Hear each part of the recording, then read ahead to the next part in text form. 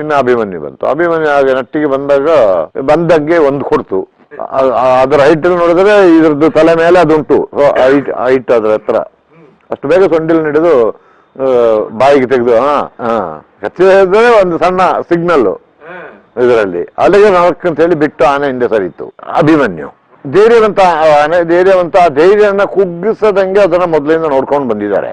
ಅದರ ಮಾವುತರು, ಕಾವಡಿಗಳು ಮತ್ತೆ ಕಮಾಂಡು ಅದು ಇದು ಎಲ್ಲ ಚೆನ್ನಾಗಿ ಕಲಿಸಿದ್ದಾರೆ. ಅದು ಚೆನ್ನಾಗಿ ಉಪಯೋಗಿಸ್ತಾರೆ ಆ ಕಮಾಂಡ್ ಕೊಡೋದು. ಈಗ ಅವ್ರ ಕಾಲಲ್ಲೇ ಎಲ್ಲ ಇರ್ತದೆ. ಈಗ ಇದರಲ್ಲಿ ಕಾಲನ್ನ ಸ್ವಲ್ಪ ಹಿಂದಿಗೆ ಮೆಟ್ಟಿ ಕೊಟ್ರೆ ಆನೆ ಹಿಂದಿಗೆ ಬರ್ತದೆ.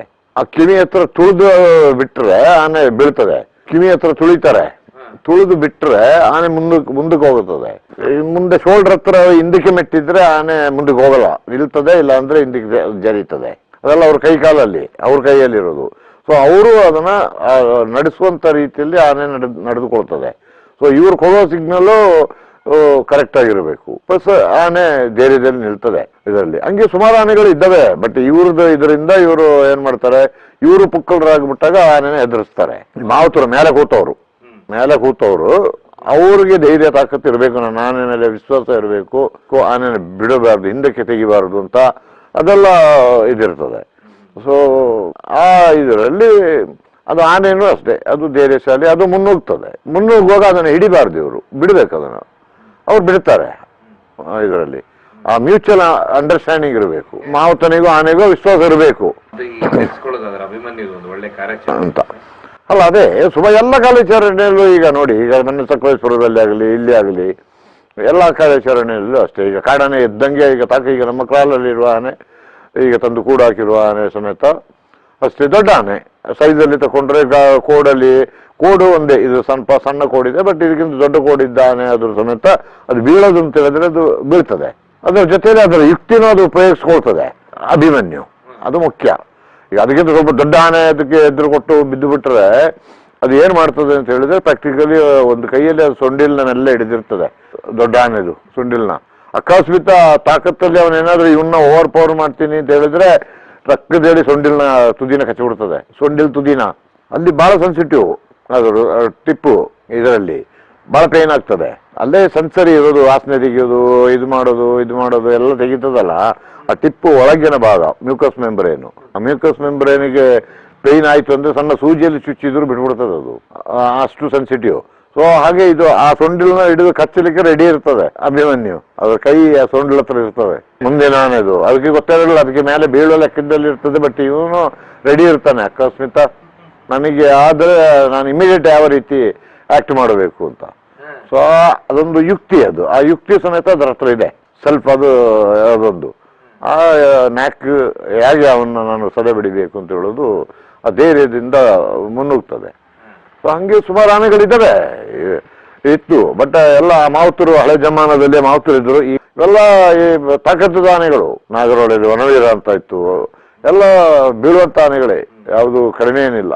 ನಾವು ಧರ್ಮಸ್ಥಳದಲ್ಲಿ ಹೇಳ್ತೀನಿ, ಧರ್ಮಸ್ಥಳದಲ್ಲಿ ಭರತ ಅಂತ ಹೇಳಿ ದೊಡ್ಡ ಆನೆ ಇತ್ತು, ಗಂಡ ಆನೆ. ಅದು ನಾವು ಇಲ್ಲಿ ಕಟ್ಟೆಪುರದಲ್ಲಿ ಹಿಡಿದಾನೆ. ಸೈಜಲ್ಲಿ ದೊಡ್ಡದು, ಕೋಡಲ್ಲೂ ದೊಡ್ಡದು, ಎಲ್ಲ ದೊಡ್ಡ ಆನೆ ಇದು ಮಾಡಿ. ಅದನ್ನ ಕೊನೆಗೇನೋ ಅವರು ಹೆಗ್ಡೆ ಅವರು ಎಲ್ಲ ನೋಡಿ ಯಾರೋ ಒಂದು ಫೋಟೋ ಕಳಿಸಿಕೊಟ್ಟು ಏನೆಲ್ಲ ಆಗಿ ಅದನ್ನ ನಮಗೆ ದೇವಸ್ಥಾನಕ್ಕೆ ಬೇಕು ಅಂತೇಳಿ ಭರತ ಅಂತ ಹೆಸರು ಅದ್ರದ್ದು. ಅಲ್ಲಿ ಟಸ್ಕರ್ ಧರ್ಮಸ್ಥಳದಲ್ಲಿ ಇದ್ದದ್ದು. ಚೆನ್ನಾಗಿತ್ತು ಆನೆ, ಒಬಿಡಿಯಂಟ್ ಆಗಿತ್ತು. ಅದರಲ್ಲಿ ಮಾವುತ ಏನು ಕಲಿಸಿದೆ ಇದಕ್ಕೆ, ಈಗ ನಿಮ್ಮ ತಲೆಗೆ ದಕ್ಷಿಣ ಹಾಕಿ ತಲೆಗೆ ಸೊಂಡ್ಲಲ್ಲಿ ಆಶೀರ್ವಾದ ಮಾಡಿದಾಗ ಕೊಡ್ತಾರೆ ದುಡ್ಡು. ಅದನ್ನ ತೆಗೆದು ಅವನ ಕಿಸೆಗೆ ಹಾಕೊಡೋದು ಅಥವಾ ಅಲ್ಲಿ ಒಂದು ಬ್ಯಾಗಿಗೆ ಹಾಕೊಡೋದು, ಇದು ಅದರ ಕೆಲಸ. ಈ ಬೇಡದನ್ನ ಕಲಿಸ್ತಿದ್ದ, ಇದನ್ನ ಕಲಿಸ್ಕೊಂಡ ಆನೆಗೆ. ದೇವಸ್ಥಾನದ ಪಕ್ಕ ತಂದಲ್ಲಿ ನಿಲ್ಲಿಸ್ತಾರೆ ಜನರು. ಅವನ ಹೊಟ್ಟೆಗೆ ದುಡ್ಡಿಲ್ಲ ಅಂತ ಹೇಳಿ ಭಿಕ್ಷೆ ಬೇಡಕ್ಕೆ ಹೋದ್ರೆ ಅವನಿಗೆ 4 ಆಣೆ ಹಾಕ್ತಾರೆ. ಬಟ್ ಇಲ್ಲಿ ಆನೆ ತಲೆಗೆ ಆಶೀರ್ವಾದ ಮಾಡಿಬಿಡ್ತು ಅಂದಾಗ ಆ ಕೈಗೆ ಎಷ್ಟು ಬಂತು, 50 ಕೊಟ್ಟ, 50 ಕೊಟ್ಟ, 100 ಕೊಟ್ಟ, 100 ಕೊಟ್ಟ, ಇದು. ಸೊ ಇದು ಕಲ್ಸಿ ಎಲ್ಲ ಆದಾಗ ಅವನಿಗೆ ದುಡ್ಡಾಯ್ತು, ಮಾವುತನಿಗೆ ಸಿಕ್ಕಾಬಿಟ್ಟೆ ದುಡ್ಡಾಯ್ತು. ಸರ್ಕಾರ ಆದೇಶದ ಪ್ರಕಾರ ಮೊದ್ಲಿತ್ತು ದೇವಸ್ಥಾನಕ್ಕೆ ಅಂತೇಳಿ, ಪ್ರೈವೇಟ್ ಆ ಕಡೆ ಈ ಕಡೆ ಎಲ್ಲ ಕೊಡ್ತಾ ಇದ್ರು ಇದಕ್ಕೆ ಮೊದಲು. ಸೊ ಅಲ್ಲಿದ್ದ ಮಧ್ಯ ಆದೇಶ ಮಾಡಿದ ಮೇಲೆ ಅಲ್ಲ, ಅಲ್ಲಿಂದ ಅವನೇನ್ ಮಾಡ್ದ, ಅವನು ಒಂದು ಮಂಗಳೂರಲ್ಲಿ ಆಗಿನ ಕಾಲದಲ್ಲಿ, ಅದು ಹೆಚ್ಚು ಕಡಿಮೆ ಅಂದಾಜು ಒಂದು 20 ವರ್ಷದ ಹಿಂದೆ ಅವನು ಅಲ್ಲೇ ಒಂದು 5 ಎಕರೆ ತೆಂಗಿನ ತೋಟ ಎಲ್ಲ ತಗೊಂಡ, ಧರ್ಮಸ್ಥಳದ ಅಕ್ಕಪಕ್ಕ ಅಲ್ಲಿ ಈ ಮಾವುತ ಅಲ್ಲ, ಅವನು ಅಲ್ಲೇವನೇ ಸೌತ್ ಕನ್ನಡದವನೇ. ಸೊ ಇನ್ನೀಗ 5 ಎಕರೆ ತೆಂಗಿನ ತೋಟ ಅಂದ್ರೆ ದೊಡ್ಡ ಶ್ರೀಮಂತ ಅಲ್ಲಿ.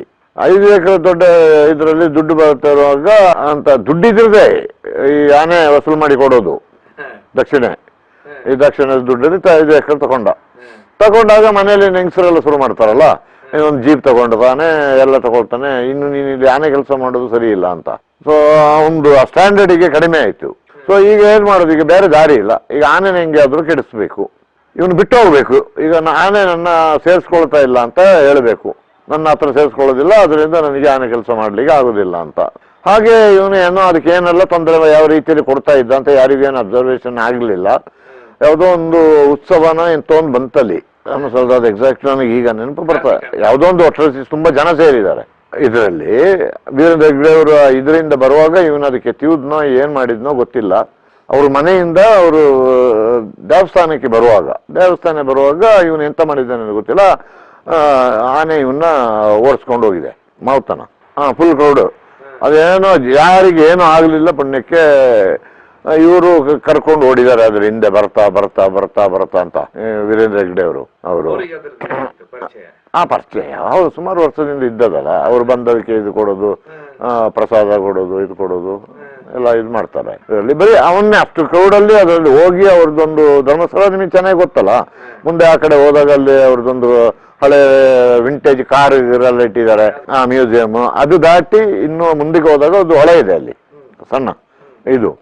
ಸೊ ಅಲ್ಲೇ ಯಾರಿಗೆ ಏನು ಮಾಡಲಿಲ್ಲ, ಅಷ್ಟು ಕ್ರೌಡ್ ಇದ್ರು ಏನು ಮಾಡಲಿಲ್ಲ, ಅವನ್ನೇ ಓಡಿಸ್ಕೊಂಡು ಹೋಗಿದೆ.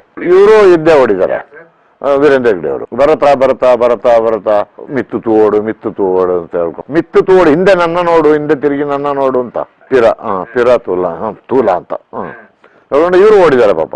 ಅಲ್ಲಿ ಹೋಗಿ ಏನ್ ಮಾಡಿದಾರೆ ಅವನೀಗ, ಇದು ಆನೆ ಅದೊಂದು ಅಪ್ಪು ಅವ್ರದ್ದು ಮ್ಯೂಸಿಯಂ ಎಲ್ಲ ದಾಟಿ ಇನ್ನು ಹೋಗಿ ಒಂದು ಡೌನ್ ಇಳಿದು ಇನ್ನೊಂದು ಅಪ್ಪ ಹಂಗೆ ಹೊಳೆ, ಅದೊಂದು ಹೊಳೆ ಹರಿತದೆ ಅಲ್ಲಿ ಸ್ಟ್ರೀಮ್. ಇವನು ಹೋಗಿ ಆ ಹೊಳೆ ದಾಟಿ ಅಲ್ಲಿ ಒಂದು ಪಕ್ಕದಲ್ಲಿ ಇದ್ದೊಂದು ಮರ ತೋಟ ಮಾವುತ ಇದರಲ್ಲಿ. ಆನೆ ಅಲ್ಲೇ ನಿಂತು ಬಿಡ್ತು ಇವನ್ನ ಕಾಯ್ಕೊಂಡು. ಇದು ಆನೆ ಇನ್ನು ಸ್ಲೋಪ್ ಡೌನ್ ಇಳಿದು ಹೊಳೆ ದಾಟಿ ಇದಾಗಬೇಕಲ್ಲ, ಇವನಿಗೆ ಟೈಮ್ ಸಿಕ್ತು, ಹತ್ಬಿಟ್ಟ ಮರನ.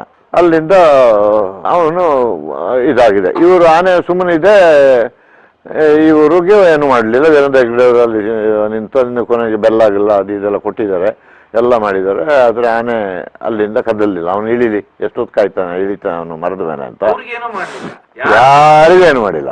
ಅವನು ಮಾತ್ರ ಕಾಯ್ತಾನೆ ನಿಲ್ತು. ಇನ್ನು ಅಷ್ಟರವರೆಗೆ ರಾತ್ರಿ ಮೆಸೇಜ್ ಬಂತು, ಸರ್ ಈ ರೀತಿ ಆನೆದು ಧರ್ಮಸ್ಥಳದ ಗಲಾಟೆ ಅಂತ, ಅರ್ಜೆಂಟು ಹೋಗ್ಬೇಕು ಅಂತ. ಇಲ್ಲ ಅದಿದು ತಲೆ ಅವರು ತಲೆ ಉಪಯೋಗಿಸಿದ್ದಾರೆ. ಇನ್ನು ಅದಿದು ಪ್ರಾಬ್ಲಮ್ಗಿಂತ ನಮ್ಮದೇ ವೆಹಿಕಲ್ ಕಳಿಸ್ಬಿಡೋದು ಒಳ್ಳೇದು ಅಂತ ಹೇಳ್ಕೊಂಡು ಆ ಉಡುಪ ಮ್ಯಾನೇಜರು ಅವರೇ ಜೀಪ್ ತಗೊಂಡು ಬಂದುಬಿಟ್ರು ನನಗೆ ಹುಣಸೂರಿಗೆ. ನೋಡ್ರಿ ಸರ್ ಹಿಂಗೆ ಆಗ್ಬಿಟ್ಟಿದೆ ಅಂತ ಅಲ್ಲೇ ನಿಂತಿದೆ. ಅಲ್ಲಿಂದ ಇದಾಗಿ ಇನ್ನು ರಾತ್ರಿ ಇಷ್ಟೊತ್ತಾಗಿರ್ಬೇಕು, 8, 8:30, 9 ಗಂಟೆಗೇನೋ ಹೊರಟು ಅಲ್ಲಿಂದ ಅಲ್ಲಿ ಹೋಗಿ ಬೆಳಿಗ್ಗೆಗೆ ನೋಡೋಣ ಅಂತ ಹೇಳ್ಕೊಂಡು ಬೆಳಿಗ್ಗೆ ಅದನ್ನ ಅಲ್ಲಿ ಹೋದ. ವೀರೇಂದ್ರ ಹೆಗ್ಗಡೆಯವರು ಇದ್ರು, ಹೆಗ್ಗಡೆಯವರು ಇದಾಗಿ ಅಲ್ಲಿಂದ ಅದು ಆ ಹೊಳೆಯಿಂದ ದಾಟಿ ಹತ್ತಿ ಸ್ವಲ್ಪ ಈಚೆ ಬಂದಿದೆ ಮ್ಯೂಸಿಯಮ್ದು ಸ್ವಲ್ಪ ಈಚೆಗೆ. ಅಲ್ಲ ಹೆಗ್ಗಡೆಯವರು ಮೊದಲೇ ನಾನು ಆನೆ ಕೊಟ್ಟಲ್ಲಿಂದನೇ ಪರಿಚಯ ಆಗಲೇ ಡಾಕ್ಟ್ರು ನಾನು, ಅದರಿಂದ ಪರಿಚಯ. ಅದೇ ಹೀಗೆ ಆಯಿತು, ಅದು ಏನಾಗಿದೆ ನೋಡಬೇಕಲ್ಲ ಅದು ಇದು ಅಂತ. ಬೆಳಿಗ್ಗೆ ಅಲ್ಲಿ ನೋಡುವಾಗ ಅದು ಕೂಲಾಗಿದೆ. ಅವನೇನು ಮಾಡಿದ ಹೊಳೆಯಿಂದ ಆನೆ ನೀರೆಲ್ಲ ಕುಡಿದ್ಬಿಟ್ಟು ಇನ್ನು ಸ್ವಲ್ಪ ಶೀತ ಅದು ಇದು ಇರ್ತದಲ್ಲ, ಅದು ಸ್ವಲ್ಪ ಈಚೆ ಬಂದಿದೆ ಹೊಳೆ ಬಿಟ್ಟು. ಅಥವಾ ಅವನು ಇಳಿ ಮರದಿಂದ ನೋಡೋಣ ಅಂತ ಹೇಳ್ಕೊಂಡು ಬಂದಿರಬೇಕು ಏನೋ ಪಾಪ ಅಂತ ಹೇಳ್ಕೊಂಡು ಬಂದಿದೆ. ಅವನೇನೋ ರಾತ್ರಿ ಇಳಿದು ಓಡಿಬಿಟ್ಟಿದೆ ಇದರಲ್ಲಿ. ಇದು ಈಚೆ ಬಂದ ಹೊಳೆ ಬೇರೆ ಈಚೆ ಕಡೆ ನಿಂತಿದೆ ಅದು ಆನೆ. ಇನ್ನು ಬೆಳಿಗ್ಗೆ ಹೋದ ವೀರೇಂದ್ರ ಹೆಗ್ಗಡೆಯವರು ಎಲ್ಲ ಇದ್ರು. ಅಲ್ಲಿಂದ ಹಂಗೆ ಕರೆದೆ, ಇದು ಮಾಡಿ ಹಂಗೆ ಬಂತು. ಪರಿಚಯ ಇತ್ತು ಅಂತಲ್ಲ, ಅಂತೂ ಭಾಷೆ ಗೊತ್ತಿತ್ತು ಅದಕ್ಕೆ. ಫಸ್ಟ್ ನಮ್ದು ಕಲಿತ ಭಾಷೆ. ಅವರು ಇದ್ರು, ವೀರೇಂದ್ರ ಹೆಗ್ಗಡೆಯವರು ಇದ್ರು, ಎಲ್ಲ ಇದಿದ್ರು. ಕರೆದು ಬಂತು. ಹಂಗೆ ಬಂದು ಅವ್ರದ್ದೊಂದು ಆ ವೆಹಿಕಲ್ದು ಸ್ವಲ್ಪ ಹಿಂದ್ಗಡೆ ಅದನ್ನು ಮಾಮೂಲು ಕಟ್ಟುತ್ತಿದ್ದ ಒಂದು ರಾತ್ರಿ ಕಟ್ಟೋ ಜಾಗ ಇತ್ತು. ಆ ಜಾಗದಲ್ಲಿ ಚೈನ್ನ ಒಬ್ರಿಗೆ ಹೇಳಿದೆ, ಮೆಲ್ಲ ಎಳ್ಕೊಂಡು ಅದಕ್ಕೆ ಒಂದು ಕಂಬಕ್ಕೆ ಸುತ್ತಿ ಇದನ್ನ ಅಂತ. ಅಲ್ಲಿಂದ ಕಂಬಕ್ಕೆ ಸುತ್ತಿ ಅಂತೇಳಿ ಆ ಕಂಬಕ್ಕೆ ಸುತ್ತಿದ್ದವು. ಸುತ್ತಿ ಇದಾದ್ಮೇಲೆ ಆನೆ ತಟ್ಟಿ ಮಾಡಿ ಇದು ಮಾಡಿತು. ಅಲ್ಲಿಂದ ಇನ್ನು ಅವ್ರು ಹೇಳಿದ್ರು ಬೇರೆ ಒಂದು ಸದ್ಯಕ್ಕೆ ಕೋಡ್ ಸುಮಾರು ಉದ್ದ ಬೆಳೆದಿದೆ, ಸ್ವಲ್ಪ ಕಟ್ ಮಾಡುವುದು ಅಂತ.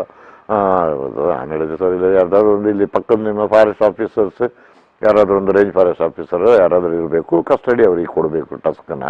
ಆ ರೀತಿ ನಾವು ದಿಢೀರಂತ ಕಟ್ ಮಾಡ್ಲಿಕ್ಕೆ ಆಗೋದಿಲ್ಲ, ಕಟ್ ಮಾಡಿ ಕೊಡುವ ಅಂತ. ಅದಕ್ಕೇನು ಅಂತೇಳಿ ಈಗ ಧರ್ಮಸ್ಥಳ ಅಂತೇಳುವಾಗ ಅಲ್ಲಿ ಅಕ್ಕಪಕ್ಕದ ಅದು ಬೆಳ್ತಂಗಡಿ ರೇಂಜ್ ಯಾವುದೋ ಬರ್ತದೆ, ಅವರು ಬಂದರು. ಅವರೆಲ್ಲ ಬಂದಮೇಲೆ ಅದರ ದಂತನೆಲ್ಲ ಚೂಪಿರೋದನ್ನ ಕಟ್ ಮಾಡಿ ಎಲ್ಲ ಮಾಡಿ ಅದನ್ನು ಇದು ಕೊಟ್ಟು ಇಲ್ಲಿಂದನೇ ಯಾರಾದ್ರೂ ಕಳಿಸ್ಕೊಡಿ ಅಂತೇಳಿ ಬಂದು ಇಲ್ಲಿಂದನೇ ಅದು ಫಸ್ಟ್ ಕೆಲಸ ಮಾಡ್ತಿದ್ದ ಹುಡುಗರನ್ನೆಲ್ಲ ಕಳಿಸಿ ಅವರು ಸ್ವಲ್ಪ ದಿವಸ ಅವ್ರು ಇದು ಮಾಡಿ ಅಲ್ಲಿಂದ ಬೇರೆ ಇನ್ಯಾರೋ ಒಬ್ಬನಿಗೆ ಅದನ್ನ ಅಲ್ಲಿ ಅಭ್ಯಾಸ ಮಾಡಿ ಅಲ್ಲಿಂದ ವಾಪಸ್ ಬಂದಿದ್ದು. ಆಗ ಅದಕ್ಕೆ ಗೊತ್ತಿತ್ತು ಯಾವುದು ಅದು ಹಂಗೆ ಮನಸ್ಸನ್ನು ಕೊಲ್ಲಬೇಕು ಅಂತ ಆದರೆ ಅಲ್ಲಿ ಅಷ್ಟು ಜನ ಇದ್ರು, ಬೇಕಾದ ಸೌತೆ ಏನೊಂದು ಕಾರ್ತಿಕ ಹುಣ್ಣಿಮೆನಿಗೆ. ಬಟ್ ಅಷ್ಟು ಜನರ ಮಧ್ಯೆ ಹೋಗಿದೆ, ಯಾವರಿಗೂ ಒಂದು ಇದಾಗಲಿಲ್ಲ. ಸ್ವಲ್ಪ ಜನ ಎಲ್ಲ ಹಿಂಗೆ ಹೊರಗಿ ನಿಂತಿದ್ದಾರೆ, ಆದರೂ ಯಾರಿಗೇನಾಗಲಿ. ಇವರು ವೀರೇಂದ್ರ ಹೆಗ್ಡೆ ಅವರು ಅದ್ರ ಹಿಂದೆ ಓಡಿದ್ದಾರೆ, ಬರ್ತಾ ತೂಡು ಅಂತ ಹೇಳ್ಕೊಂಡು. ಆದರೆ ಅವನ್ನ ಮಾತ್ರ ಅಡ್ಸ್ಕೊಂಡು ಹೋಗಿದೆ. ಸೊ ಆಗ ಅದಕ್ಕೆ ದೇಶ ಗೊತ್ತಾಯ್ತು ಇವನೇ ಕಿರಿಕ್ ನನಗೆ ಅಂತ. ಸೊ ಇಲ್ಲ ಅಂದ್ರೆ ಅದು ಬೇರೆ ಕೊಲ್ಲೋದು ಅಂತ ಹೇಳಿದ್ರೆ ಇನ್ನು ಬೇರೆ ಯಾರನ್ನಾದ್ರೂ ಕೊಲ್ತಿತ್ತು. ಅದಕ್ಕೆ ಅಲ್ಲಿ ಲಕ್ಷಾಂತರ ಜನ ಇದ್ರು. ಸೊ ಹಾಗೆ ಆನೆದೊಂದು ಇದು ನಾವು ಕಲಿಸುವ ವಿದ್ಯೆ ತಪ್ಪು ಕಲಿಸಬಾರ್ದು ಯಾವತ್ತು. ಅದು ಬಹಳ ಕೇಡು. ಅಲ್ಲಿ ಆರಾಮನೆ ಇತ್ತು, ಭಾವತ ಬೇರೆ ಆದ. ನಮ್ಮ ಇಲ್ಲಿಯವರು ಸ್ವಲ್ಪ ದಿವಸ ಇದ್ದು ಬೇರೆ ಅವನಿಗೆ ಬಂದು ಅವನಿಗೆಲ್ಲ ಪಾಠ ಹೇಳಿಕೊಟ್ಟು ಇದೆಲ್ಲ ಮಾಡಿ ಇದೆಲ್ಲ ಇತ್ತು. ಅಲ್ಲಿ ಅವನು ಹೆಂಗ ಶ್ರೀಮಂತನಾದ. ಅವರು ಅಲ್ಲಿಂದ ಇನ್ನು ಎಷ್ಟು ಅಂತ ಇದಾಗೋದು ಅಂತ ಹೇಳಿ ಅಲ್ಲಿ ನೀನು ವೀರೇಂದ್ರ ಹೆಗ್ಡೆ ಅವರು ಸುಮಾರು ವರ್ಷ ಆಯ್ತು, ಬೇಡ ನಾನು ಇಲಾಖೆಗೆ ನೀವು ತಗೊಂಡು ಹೋಗ್ಬಿಡಿ, ಈಗ ಹಿಂಗೆ ಇವ್ರದ್ದು ಹಣೆ ಬರ ಹಿಂಗೆ.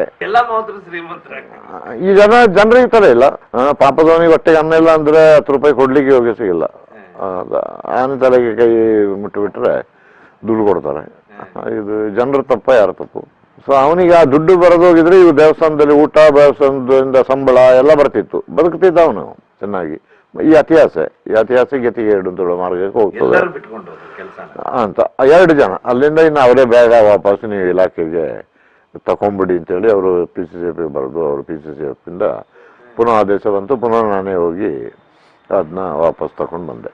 ಅದು ಈಗ ಮೂರ್ಕಳಿ ಕ್ಯಾಂಪಿಗೆ ನಾನು ಆಗ ತಂದು ಬಿಟ್ಟದ್ದು ಅದರೊಳ್ಳೆ. ಅಲ್ಲಿಂದ ಈಗ ಎಲ್ಲಿದೆ ಅಂತ ಗೊತ್ತಿಲ್ಲ, ಅದು ಅಲ್ಲೇ ಇರ್ಬೇಕಂತ. ಅದೇ ವಾಪಸ್ ತಕೊಂಡು ಹೋಗಿ ಅಂತ ಹೇಳುವಾಗ ಅಭಿಮನ್ಯುಗೆ ತಕೊಂಡು ಹೋಗಿದ್ದೆ ನಾನು ಧರ್ಮಸ್ಥಳಕ್ಕೆ. ಅಭಿಮನ್ಯು ಮತ್ತೆ ಶ್ರೀರಾಮ 2 ಆನೆಯನ್ನು ತಗೊಂಡು ಹೋಗಿದ್ದೆ ಧರ್ಮಸ್ಥಳಕ್ಕೆ. ಅಕಸ್ಮಾತ್ ಅದಕ್ಕೆ ಲಾರಿ ಹತ್ತಿ ಅಭ್ಯಾಸ ಇಲ್ಲ, ಅಕಸ್ಮಾತ್ ಲಾರಿ ಅದಕ್ಕೆ ಅಭ್ಯಾಸ ಇಲ್ಲಾಗಿಲ್ಲ ಅಂತ ಆದರೆ ಅದನ್ನ ಲಾರಿಗೆ ಹತ್ಸ್ಬೇಕು, ತಳ್ಳಿಗೆ ಮಾಡಿ ಅದು ಇದು ಮಾಡಲಿಕ್ಕೆ ಅಂತೇಳಿ ಇದೇ ಅಭಿಮನ್ಯುನ. ಇದು ಅಭಿಮನ್ಯುಗಿಂತ ಹೈಟ್ ಅದು ಉಂಟು, ಅಭಿಮನ್ಯುಗಿಂತ ಉದ್ದ ಕೋಡು ಉಂಟು, ಅಭಿಮನ್ಯುಗಿಂತ ದಪ್ಪ ಕೋಡು ಉಂಟು, ಎಲ್ಲ ಉಂಟು. ಭರತ ಸ್ಟ್ರಾಂಗ್ ಆನೆ. ಇನ್ನು ಅಲ್ಲಿ ದೇವಸ್ಥಾನದಲ್ಲಿ ಸೈಜು ಬೇರೆ ಚೆನ್ನಾಗಿ ತಿಂದು ದಷ್ಟಪುಷ್ಟವಾಗಿತ್ತು. ಇದರಲ್ಲಿ ನಾನಿನ್ನು ಫಸ್ಟ್ ಶ್ರೀರಾಮನನ್ನ ಕಳಿಸ್ದೆ.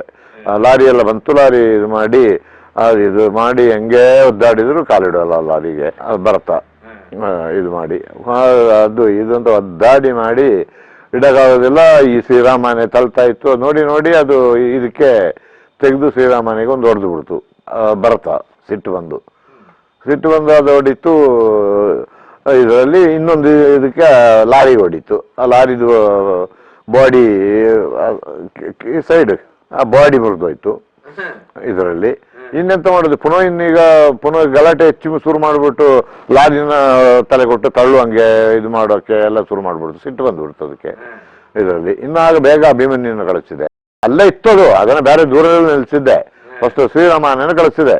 ಅದು ನ್ಯಾಕಲ್ಲಿ ಇದು ಮಾಡ್ತದೆ ಅಂತ ಸಾಧು, ಅದು ಒಳ್ಳೆ ನ್ಯಾಕ್ ಇದೆ. ಕೋಡೆಲ್ಲ ಉದ್ದ ಉಂಟು ಸ್ಟ್ರಾಂಗ್ ಆಗಿ ಶ್ರೀರಾಮ ಅಂತ. ಸೊ ಅದನ್ನು ಕಳಿಸಿದಾಗ ಇದು ಮಾಡ್ಬಿಡ್ತು. ಸೊ ಇನ್ನು ಅಭಿಮನ್ಯು ಬಂತು. ಅಭಿಮನ್ಯು ಹಾಗೆ ನಟ್ಟಿಗೆ ಬಂದಂಗೆ ಒಂದು ಕೊಟ್ಟು ಇದರಲ್ಲೇ ಸೊಂಡಿಲ್ ನಾನು ಸ್ವಲ್ಪ ಹಿಡಿದು ಆಗ ನೋಡಿದ್ ನಾನು. ಅದರ ಹೈಟ್ ನೋಡಿದ್ರೆ ಇದ್ರದ್ದು ತಲೆ ಮೇಲೆ ಅದುಂಟು. ಹೈಟ್ ಅದರ ಹತ್ರ ಅಷ್ಟು ಬೇಗ ಸೊಂಡಿಲ್ ಹಿಡಿದು ಬಾಯಿಗೆ ತೆಗೆದು ಕಚ್ಚಿದ್ರೆ ಒಂದು ಸಣ್ಣ ಸಿಗ್ನಲ್ ಇದರಲ್ಲಿ ಅಲ್ಲಿಗೆ ಅಂತ ಹೇಳಿ ಬಿಟ್ಟು ಆನೆ ಹಿಂದೆ ಸರಿತು. ಅದೇ ಬಂದು ಏಕ್ದಮ್ ತಲೆ ಕೊಡ್ತು ಆನೆಗೆ. ತಲೆ ಕೊಟ್ಟು ಅದ್ರದ್ದು ಕೋಡು ಉದ್ದ ಉಂಟು, ಬಹಳ ಉದ್ದ ಉಂಟು ಇದರಲ್ಲಿ. ಅದು ಹೊಡೆಯೋದಕ್ಕಿಂತ ಅದು ಅಟೆಂಪ್ಟ್ ಮಾಡುವಾಗ ಇದು ಗೊತ್ತೇ ಅಲ್ಲದೆ ನಾಲ್ಕಲ್ಲಿ ಸೊಂಡಿಲ್ ತೆಗೆದು ಕಚ್ಚಿಬಿಡ್ತು, ಬಿಡ್ಬಿಡ್ತು ಇದನ್ನ. ಅಲ್ಲಿಂದ ಇದರ ಮುಖ ಕಾಣೋದು ಅದು ಆಚೆ ಕಡೆ ಮುಖ ತಿರುಗಿಸ್ತಿತ್ತು ಭಯ. ಇದನ್ನ. ಅದೇ ಶ್ರೀರಾಮನಿಗೆ ಇದಕ್ಕಿಂತ ದೊಡ್ಡ ಕೋಡು, ದೊಡ್ಡ ಸೈಜ್, ಅದರ ಸೈಜ್ದೇ ಕೋಡು ಇತ್ತು. ಬಟ್ ಇದಕ್ಕೆ ಕೊಟ್ಟುಬಿಡ್ತು ಒಂದೇ ಪೆಟ್ಟು ಇದಾಗಿ.